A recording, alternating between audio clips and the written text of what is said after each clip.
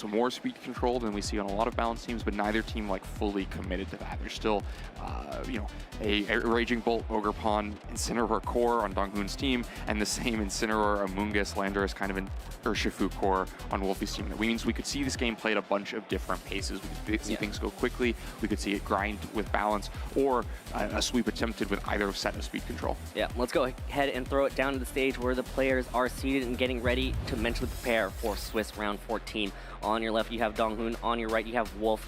The teams that we had already mentioned before briefly, but just to go over them again: Ogerpon, Blood Moon, Ursaluna, Raging Bolt, Incineroar, Fluttermane, and Farigiraf over on Donghun's side. Wolfe running Urshifu, Rapid Strike, Incineroar, Fluttermane, Amoonguss, Landorus Incarnate, and Tornadus Incarnate. So pretty similar team to what Wolfe brought to Charlotte, the tournament that he won this season. So probably some adjustments based on metagame developments, but we actually saw that team on stream yesterday. Yeah, I think this is also the same thing that he brought for top 16 finish at a UIC last weekend. Yeah, looking at Donghun's team, like I mentioned, there's a Trick Room mode in there with the Farigiraf and the Ursaluna Blood Moon, but also a lot of fast options with Fluttermane holding the choice specs, being able to pump out a ton of damage, not one of these supportive booster speed Fluttermanes that we've seen some this weekend. And then also the Ogerpon Wellspring can play at a little bit of a faster pace. Yep. Donghun, the 2023 Milwaukee Regional Champion and Farigiraf enjoyer. I think a lot of people really enjoy Farigiraf, but Donghun may enjoy Farigiraf just a little bit more than everybody else. Yeah, it's on the team. Wolfe, also a noted Farigiraf enjoyer. Pokemon can provide so much utility protecting against priority, which could be helpful against some of the options on Wolfe's team.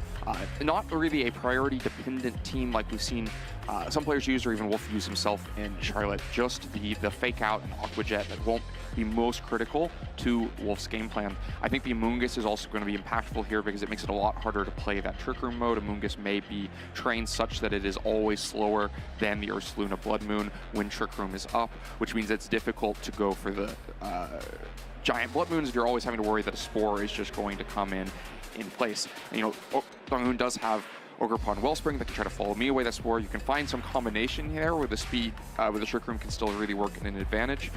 But I wouldn't be surprised to see this game play at ordinary speeds. Yep, and Wolfe looking to be our first two-time regional champion for the 2024 season. Wolfe is the defending Orlando regional champion as well, so trying to defend his title here at Orlando. It's always nice that when you have a city that a lot of regional championships happen in, and you're the only winner of them. Yeah, you're saying Wolfe's trying to stake a claim to the city of Orlando. The city of Orlando is going to belong to Wolfe. Get the mayor of Orlando here, give Wolfe the key to the city if Wolfe wins this regional championship here. Both players now preparing to get into team preview. Again, you want to take as much time as you possibly can. You want to make sure that all your decisions in team preview are going to be the best options for you because, again, Swiss round 14, these two players sitting at an 11-2 record. A loss would be devastating, a win would be amazing. Yeah, a really critical round. I'm going to be interested to see some of the speeder interactions. Wolfe has a much faster Pokemon, things like the Choice Scarf Urshifu, but that's going to run into some problems with the Thunderclap Raging Bolt on the other side, no protection against that, also the Ogerpon Wellspring. But I think another point of focus is the Landorus Incarnate. It looks like it matches up very well against a bunch of Donghun's Pokemon. Would love to be able to land an Earth Power into that booster energy Raging Bolt. And I think one critical speed relationship could be between the Landorus and the Ogerpon. Ogerpon naturally faster, but on a team that's maybe playing at a slower pace. Often the Ogerpon may be trained more to be bulky and be able to trip in some damage. And I think it could be really impactful for Wolfe if the Landorus is naturally faster than the Ogerpon. Then you're more likely to actually force a Terastallization using Sludge Bomb and make life a little bit more difficult for Donghun. Yeah, both players now have made their selections. We're ready now to get underway here with Swiss Round 14 at the 2024 Pokemon Orlando Regional Championships. Wolfe leading with Amoonguss and Fluttermane. Ogerpon and Ursaluna leads over for Donghun's side of the field. Fluttermane's photosynthesis will activate because that booster energy will be a special attack boost here. So this Fluttermane trying to get as much damage out as possible to start off this battle. Yeah, so two more offensive Fluttermanes. Right now, though, Donghun's not on the field in the match. Instead, it's the Blood Moon next to the Ogerpon. Both players leading a big damaging special attacker next to a possible redirection. The Ogerpon could also just go on the offense against this Fluttermane, doesn't have to worry about getting Rage Powdered. The Amoonguss looking like it might be in an okay spot here, but you have to imagine a Life Orb boosted Blood Moon is not what Amoonguss wants to take either, and Amoonguss likely intended to be slower than Blood Moon, which means that outside of this Trick Room, actually, that works in Blood Moon's favor. Ogerpon on Donghun's side will Spiky Shield. Does not want to take damage from this Fluttermane right now, but it looks like Ursaluna will also protect right here, just trying to see what Wolfe is going to be doing this turn with these two Pokemon. Fluttermane will go for Dazzling Gleam, a little bit of spread damage onto both Pokemon, and when I say a little, I mean it still hurts a lot into these two neutral targets as both Pokemon protect. Amoonguss will opt for Spore here, will just land into that Ursaluna slot. So a little bit of knowledge here for Donghun to try to figure out what Wolfe's game plan was going into turn one. Yeah, it's not like any terrestrializations were committed or choice items were locked into. It is just kind of learning what Wolfe's mindset is in this game. Looks for the Spore into Blood Moon, tries to just kind of gently spread damage. Isn't too protective of the Fluttermane. Maybe that's a sign he's willing to let it go down if that's a trade for a reasonable Dazzling Gleam. And those are all pieces of information that Donghun can take and use to formulate a game plan for this turn, but also Wolfe is just free to completely change it up. Nothing about that turn committed any resources or forced Wolfe's hand for the next turn. Ursaluna forced to switch out. It will be the Incineroar to take the place of that Ursaluna on Donghun's side. So Incineroar's Intimidate, not going to matter at all against this Amoonguss, and the Fluttermane will be able to provide fake out support, maybe possibly flinch that Amoonguss next turn, as here's a Dazzling Gleam connects into the Ogerpon and the Incineroar, and here's a retaliating Ivy Cudgel into the Fluttermane, but Fluttermane hangs on Wolfe's side, and here's the Sludge Bomb hitting in that Ogerpon, and Ogerpon hangs on too. Yeah, so Wolfe does just get the spread. Dazzling Gleam gets pretty reasonable damage. Doesn't go for the Spore into what would have still landed into the Incineroar that's holding Cura Amulet, but instead gets a Sludge Bomb into the Ogerpon.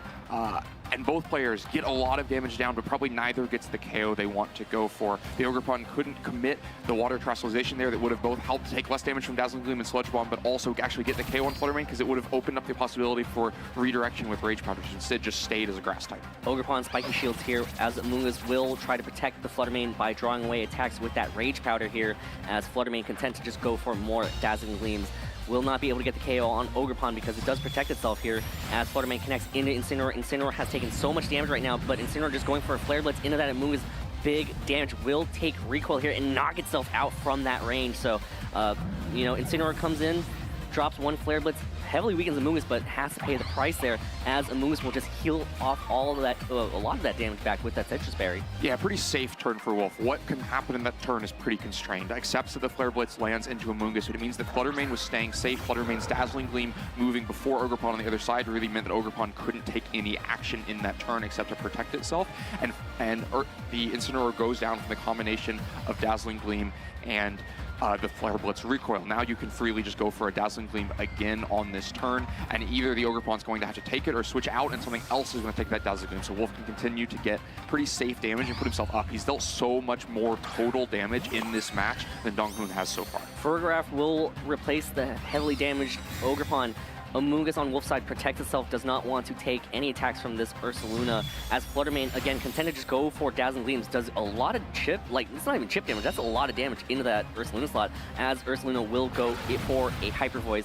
Because of that ability, because of the Mind's Eye, is able to connect into that Fluttermane and get the KO from that range. So Ursaluna will take some damage from that Life Orb, but, you know, Ursaluna took a lot of damage from that Dazzling Gleam. Yeah, it did. I mean, I think Wolfe has spent the Fluttermane in a way that clearly he wanted to use it. Got it on the field, was not very protective of it, let it take an Ivy Cudgel, let it eventually go down to a Hyper Voice, but used it to just spread damage around the team.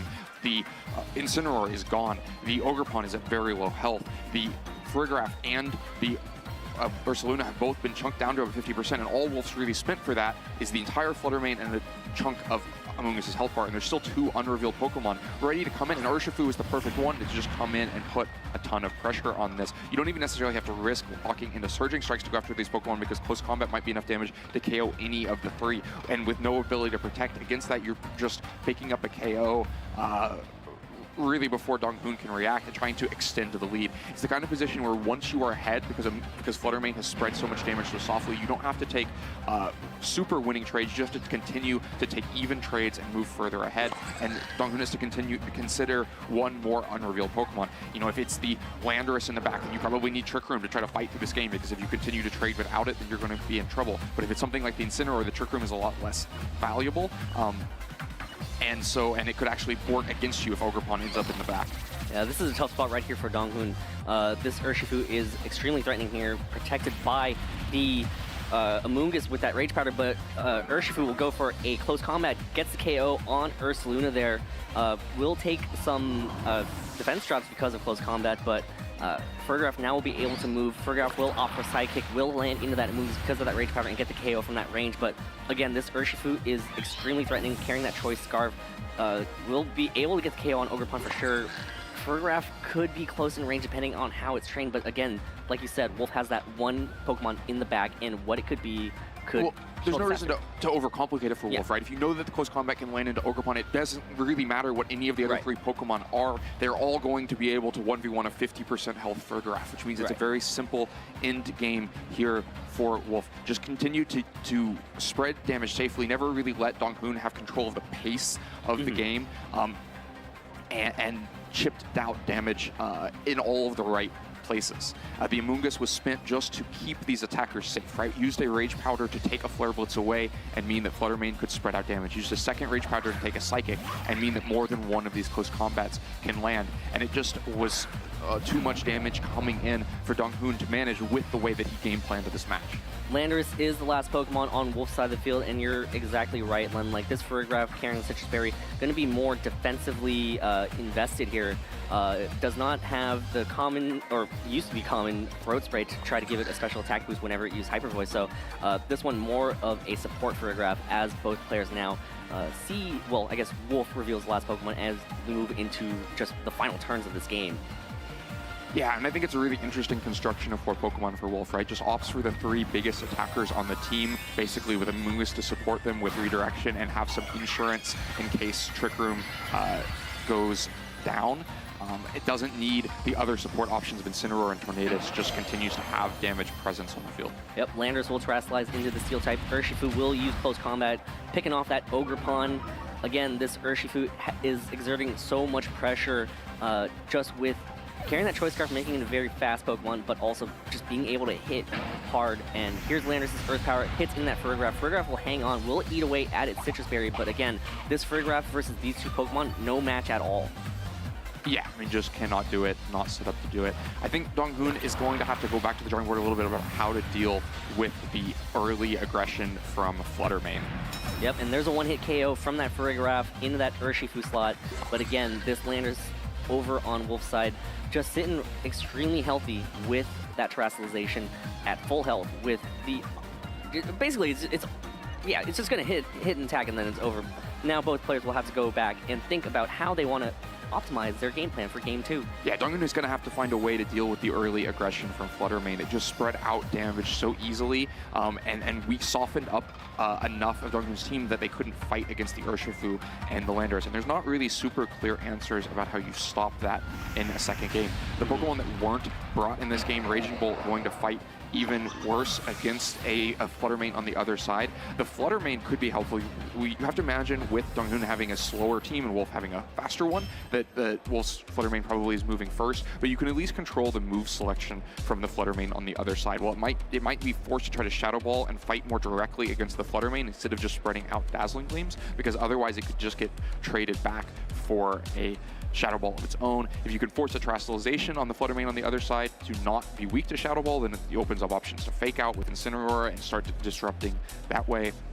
So you might have to be a situation where a little bit of fighting fire with fire and having a Fluttermane also on the field is going to be the best way to just constrain this Dazzling Gleam spread that happened in Game 1. Yep, and taking a look here at the replay, I mean, this Fluttermane was so crucial in Wolfe's game plan. Just throw out damage over onto Donghun's side of the field and allow the Pokemon in the back to kind of just pick up those KOs, right? I mean, this Dazzling Gleam hit that Ogerpon, was able to even get the KO onto Incineroar, but all this spread damage from this Photosynthesis boosted Fluttermane just really just put everything in range for whatever Wolfe had in the back. So yeah, and part of the success of that was the passive play early on from Donghun. For instance, the switch of Ursaluna into Incineroar on turn 2. Incineroar still took a bunch of damage on the switch and didn't immediately change the momentum of the game. And Ursaluna ended up having to take a Dazzling Gleam anyway. If you had just taken the Dazzling Gleam on the first turn and traded that damage immediately for a Hyper Voice back into Fluttermane, it would have stopped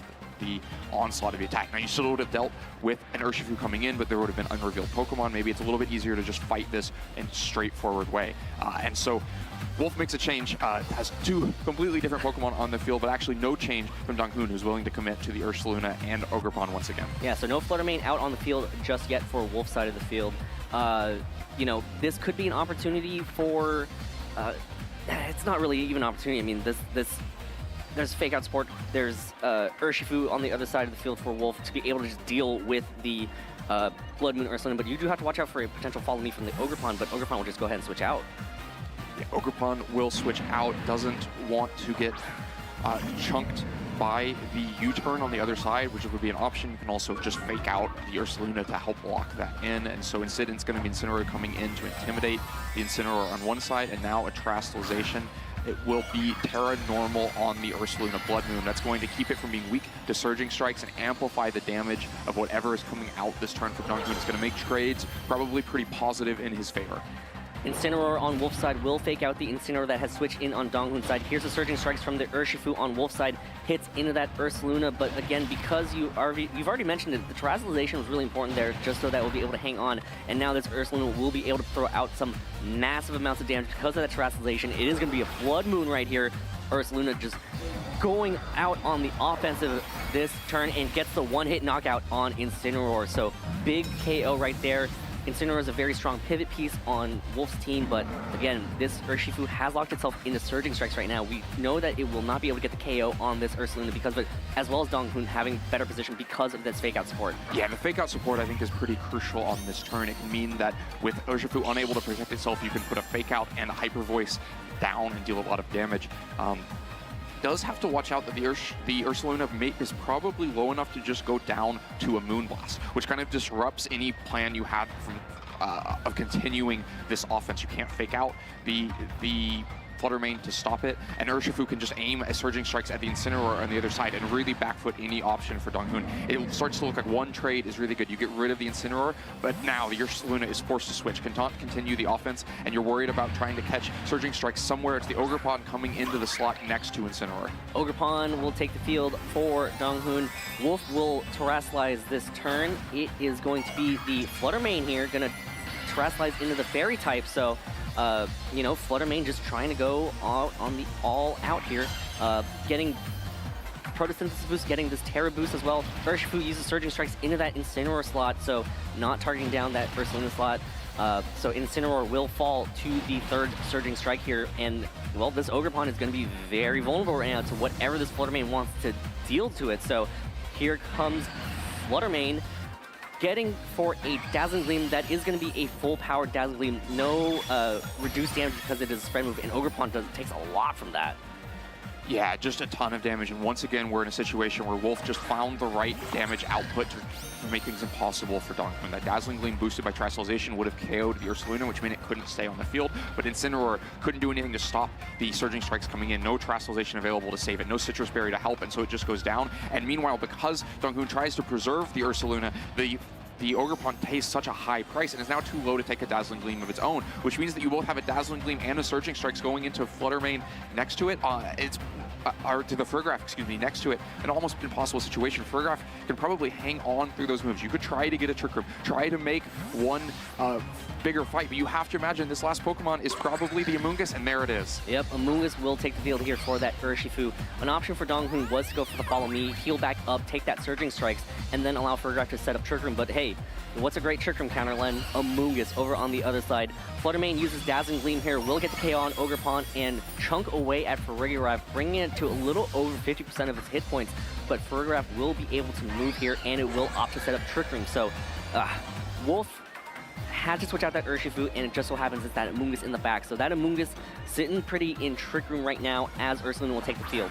Yeah, really controlling the pace of this game. If we're right about the speed relationship between Amoonguss and Ursaluna, it's a lot harder to take advantage of this Trick Room because the Spore can just aim at that direction. Furigraph cannot deal with Amoonguss in one turn and is also slower than Amoonguss itself. So even the second Psychic would happen after the second Spore, even if you're able to protect the first. But for now, Amoonguss doesn't even need to go on the offense with Spore. Fluttermane bulky enough to also just try to get through this turn and attack itself, or it could just be a double protect. Lots of protects coming all around. We get that speed relationship revealed. Amoonguss does protect itself before the Ursaluna, which protects itself before the Fluttermane, and Furigraph left the only thing attacking this turn. Yeah, so Furigraph will attack into that Amoonguss slot, wants to chunk away at it with Psychic as a round of protects for everybody but that Furigraph. So now here we go. That's a crucial prediction for Wolfe, right? Because he burns the protect on the Ursaluna on the other side, doesn't even have to take a Psychic on the turn, and now is able to just Spore the Ursaluna and keep it from attacking. You have to imagine that will mean it never attacks, because a Dazzling Gleam is going to come out at the end of this turn, and Furigraph is not going to be able to stop it. Yeah, Furigraph uses Psychic here, wants to try to hit at this Fluttermane, but Fluttermane, especially bulky, doesn't take that much at all, and here's another Dazzling Gleam from that Fluttermane. We'll get the KO on that Ursaluna. Furigraph hangs on, will be able to eat that Citrus Berry, but again, Wolfe has played this masterfully here. Wolfe sent in that Amoonguss and just took advantage of these Trick Room turns, as well as that Protect that you had mentioned. Yeah, the game plan is just so smart to use early offense to chip things down and to use Amoonguss to make sure that Trick Room is not a winning play. This is not the kind of hard Trick Room team like we saw from Ben in the previous round. They can deal with Amoonguss by having something even slower in Torkoal and by having multiple Trick Room attackers. Instead, it's just the Ursaluna that's a little bit too fast in Trick Room for this Amoonguss, and so Amoonguss is able to control that option from Donghun. And if he's not going to have the Trick Room at his advantage, then Wolfe's big attackers are trading damage too fast for him. And Donghun stayed one turn behind. Wolfe was always able to pump out enough damage early, punish somewhat passive plays from Donghun, and just win trades that made it very difficult for Donghun to ever come back in that match. Yeah, so Wolfe will advance to 12-2 on the day with one more Swiss round, but that was just really tough for Donghun because Wolfe just had all the pieces in at the correct time, right? If you think back to like game one, that Fluttermane, we've already said it, basically that Fluttermane was out on the field just chunking away at any Pokemon over on Donghun's side of the field with that Photosynthesis boosted Dazzling Gleam. Game two, Wolfe made an adjustment, sent out that Incineroar, sent out that Urshifu. That Urshifu immediately threatened that Blood Moon Ursaluna. Yes, Donghun was able to terastallize that Blood Moon Ursaluna, but also like it just wasn't in the best position, right? Like, Ursaluna was able to get one Blood Moon off onto this Incineroar, get the one-hit KO, but then from there, it was... Because the speed was in Wolfe's advantage, the trade still worked in Wolfe's advantage. It looks like it's a trade that in just raw health bar in the first turn is not in Wolfe's favor, right? It's a Surging Strikes for less than 50% into Blood Moon in exchange for the entire Incineroar. But then, because the speed is in Wolfe's favor and he's going to be having both of his Pokemon act first, when the Ursaluna is down to 50% health and could no longer take a Terra Fairy Dazzling Gleam, then Donghun just has no options. And, you know, it's very difficult to decide to just sacrifice those Pokemon, get out of that position and hope for something better out of the back. And so Donghun makes switches that just softens damage everywhere. And I think Wolfe was really smart at almost every position in this game to put out damage in a way that meant Donghun couldn't avoid it. There was no switch to try to pivot into a different position. The damage had to land somewhere, and every bit of damage that landed put Donghun further and further behind. Yeah, so again, that's just position play. That's all it is. And Wolfe really took advantage of it. You know, you always want to be the first one moving on the field, right?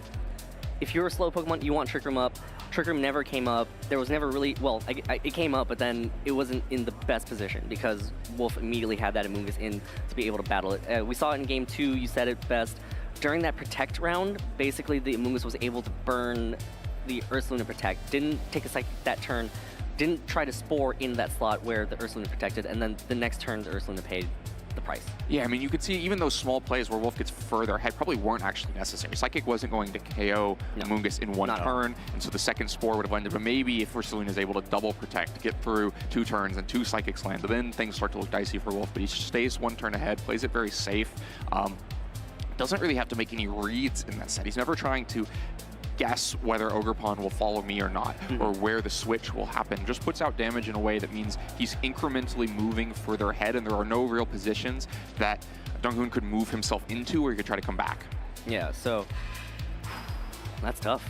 That is really, that's just, I wanted to see the Blood Moon Ursaluna do more attacks, right? We were able to see it pick up 2 KOs, one with the Hyper Voice, one with the massive Blood Moon, but again, like, it might look like it's a fair trade on paper. You said it. It looks like it's a fair trade on paper, but it wasn't. Like, it was just momentum being sunk. An interesting aspect of Pokemon that is that a lot of times these relatively bulky, but not like wall bulky Pokemon like Ursaluna that can trade a bunch of damage back out. It feels like they can do more damage than they take. That's a really good trade. But there's this extra momentum effect when you are stuck with a Pokemon that's going to move last on the field and is too low to take another hit, because now it means your partner is vulnerable as well. Your partner doesn't have something next to it that is drawing attention or going to take a KO and help protect it. And so when the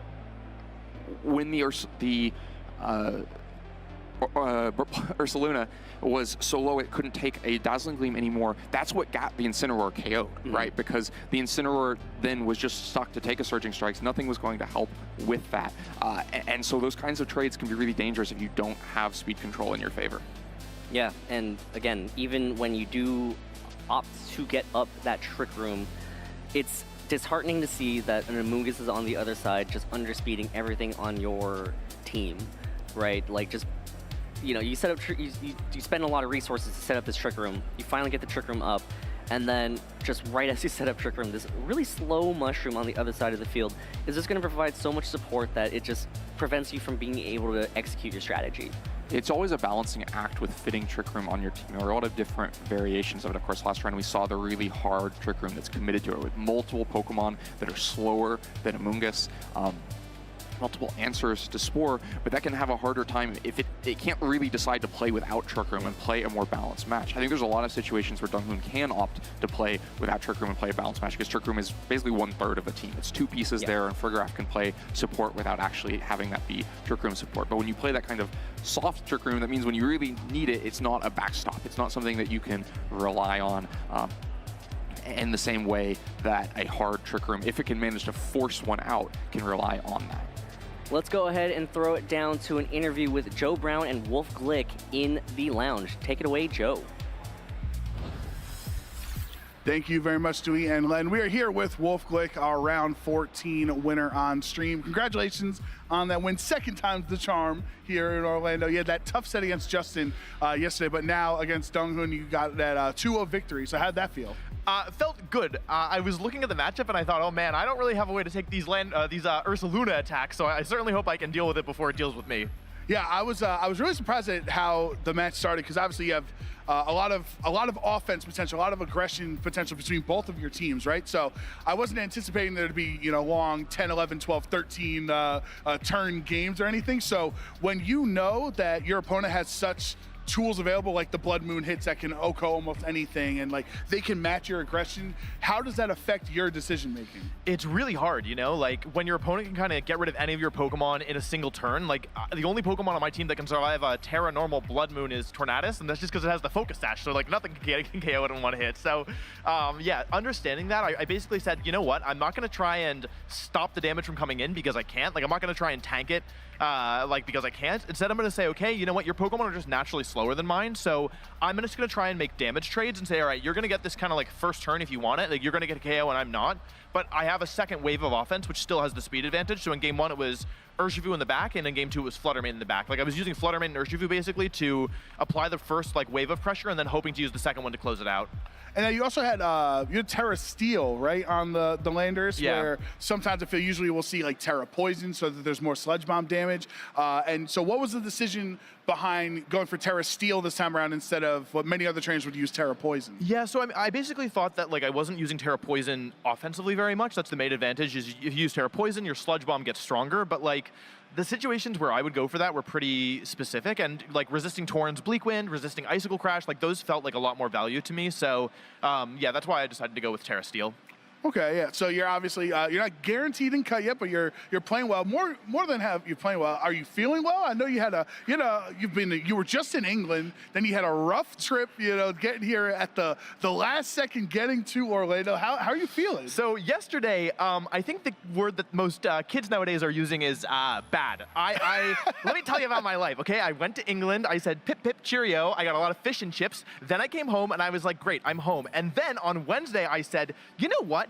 I kind of want to play more Pokemon. Like, I wasn't planning on going to Orlando, but like, what if I was a silly little guy and I went? So I booked a ticket on Wednesday. Thursday, wow. My good friend, Dr. Aaron Traylor, I went to watch him defend his PhD thesis. And so I went there on Thursday, got it Thursday night, watched him Friday morning defend his thesis, and then I trained up to Boston to catch a flight, which the flight was trying very hard to get away from me. So I got here at like 2:30 in the morning, I think, and like showered, like jumped into the little cot and like got like 3 hours of sleep before rolling up yesterday. So at the end of yesterday, I was like, what day is it? What year is it? Like, I don't feel so good. And like, yeah, well, because I feel like we have so many different stories in VGC where players are like, oh, the best I ever did was when I had 2 hours of sleep. And then other people are like, I need 8 or 9 hours to be fully rested to play. But like, you were able to perform on a lack of sleep. I ran out of gas towards the end. I went from 6-0 to 7-2. So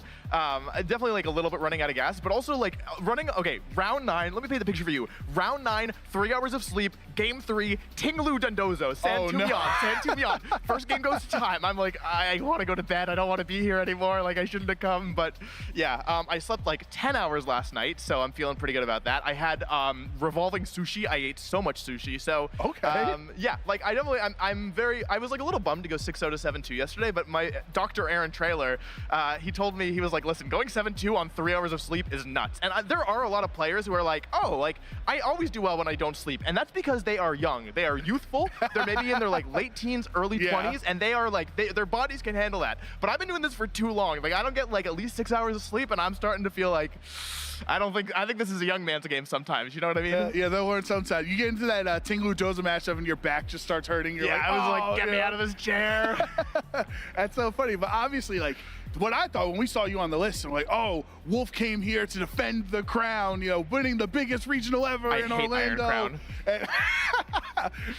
And like, we thought that it was planned. You were going to be here the whole time. I didn't know it was kind of a last-second decision. So, how often do you usually plan out? Do you look at the whole schedule at the beginning of the year and say yes, no, yes, no, yes, or is it like kind of like every couple months you check which ones you want to go to? There's something in the middle. Last year, I basically went to so many events, and I just burned out so badly. Like, by the time it hit September after Worlds, like, I wasn't doing so good. Like, I basically lay in my bed for 2 months and didn't do anything, and I would like to not have that happen again. And so I really was very intentional about the events that I was going to this year, where I was thinking about going to Knoxville, but after I won Charlotte and like I qualified for Worlds, I was like, you know what, I'm gonna miss it. So my plan was just to do Pittsburgh and Charlotte, EUIC, NAIC, and then like Worlds. But yeah, like I thought, well, like, it didn't fill up, and I'm enjoying playing, and like I really liked my team. So yeah, I decided to come here and give it a shot.